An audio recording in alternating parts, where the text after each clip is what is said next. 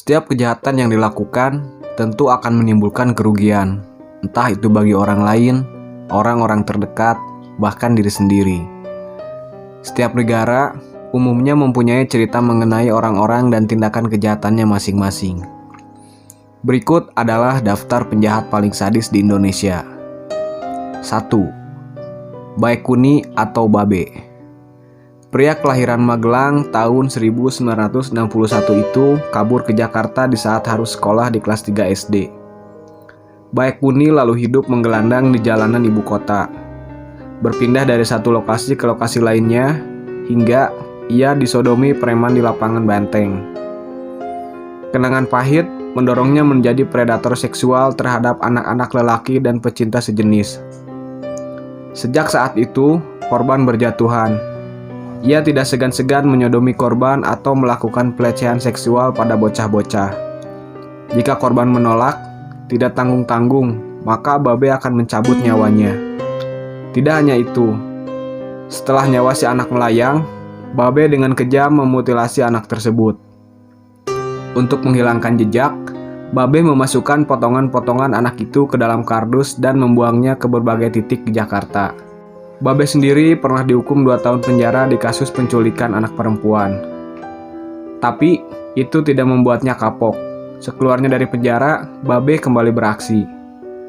Babe juga pernah membunuh anak usia 12 tahun dan memutilasinya di Purwokerto, Jawa Tengah. Bahkan kepala korban ia bawa ke Jakarta untuk menghilangkan jejak. Dalam pengakuannya, total 14 anak ia bunuh dan dimutilasi. Tapi sepandai-pandainya Babe menutupi kejahatannya, akhirnya terbongkar juga. Bermula dari penemuan kardus berisi potongan anak-anak, polisi langsung melacak asal mula kardus itu. Dibekuklah Babe di rumah sederhananya di Pulau Gadung. Terungkaplah kejahatan seksual Babe. Untuk mengungkap korban Babe, polisi menggelandang Babe ke kampung halamannya di Magelang, sebab ia kerap membawa anak-anak pulang ke Magelang.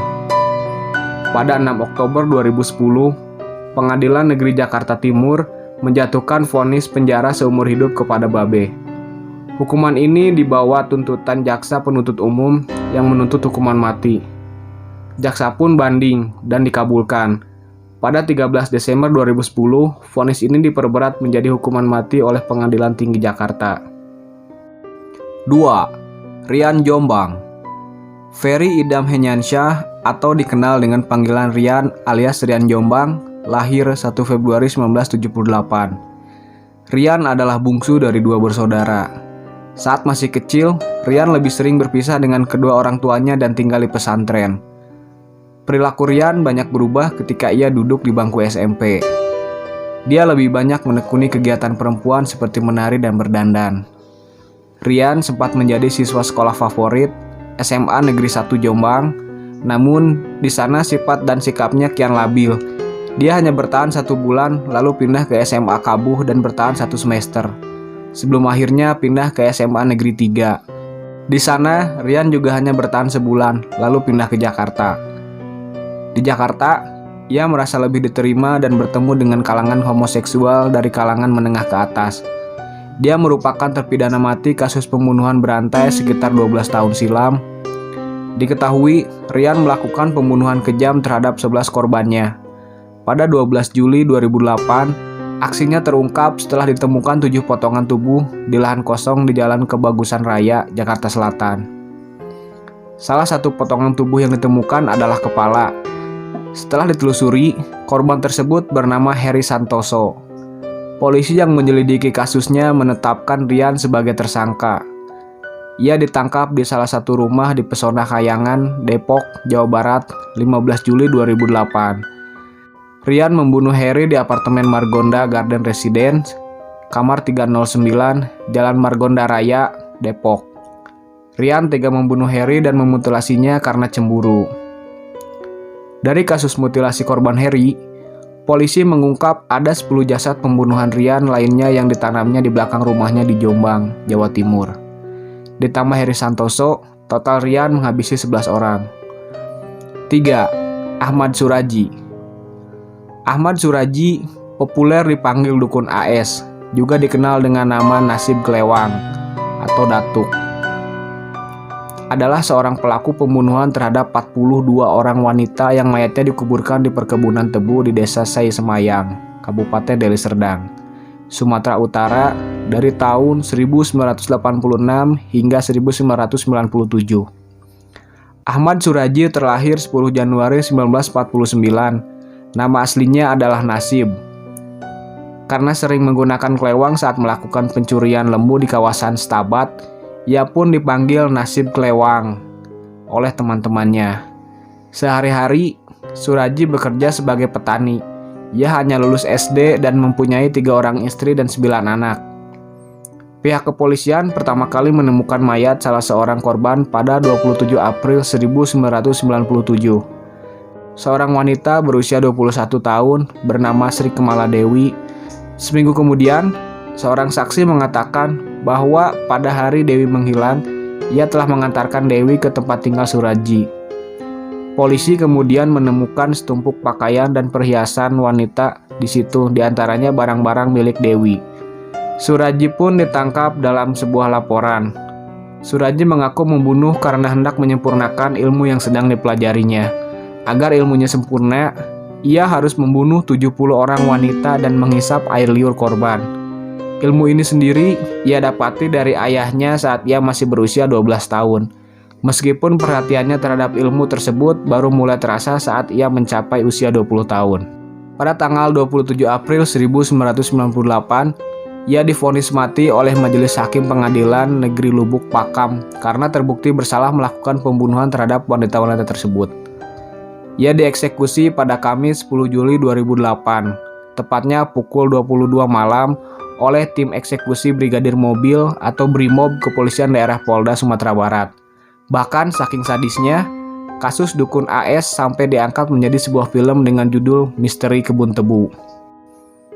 4. Robot Gedek. Tahun 1996 seolah menjadi era kelabu bagi Indonesia.